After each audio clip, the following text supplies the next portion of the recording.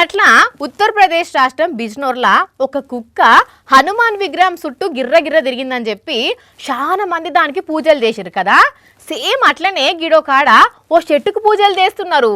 మరి ఈ చెట్టుకి ఏం స్పెషల్ ఉన్నది అంటే చూడుండ్రి మీకే తెలుస్తుంది. ఈ కుక్క హనుమాన్ విగ్రహం చుట్టూ దుర్గమ్మ విగ్రహం చుట్టూ ప్రదక్షిణలు చేసిందని చెప్పి భక్తులు ఈ కుక్కకు పూజలు చేసినట్టే ఇంగో ఈ చెట్టుకు కూడా పూజలు చేస్తున్నారు. ఈ కుక్క అంటే దేవుని విగ్రహం చుట్టూ తిరిగింది కాబట్టి పూజలు చేసిర్రు. మరి ఈ చెట్టుకెందుకు మొక్కుతున్నారు అని అంటే ఈ చెట్టుల నుంచి పొగొస్తున్నదట.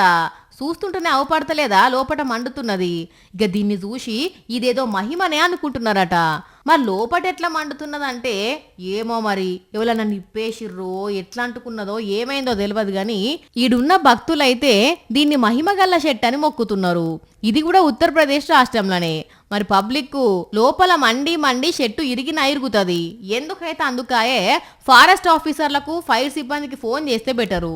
భక్తుంటే మొక్కుండ్రి, మీ నమ్మకం మీది గాని ముందైతే ఆ ఆఫీసర్లకైతే ఫోన్ చేయండ్రి అని అంటున్నారు ఈ చెట్టును చూస్తున్న కొందరు పబ్లిక్.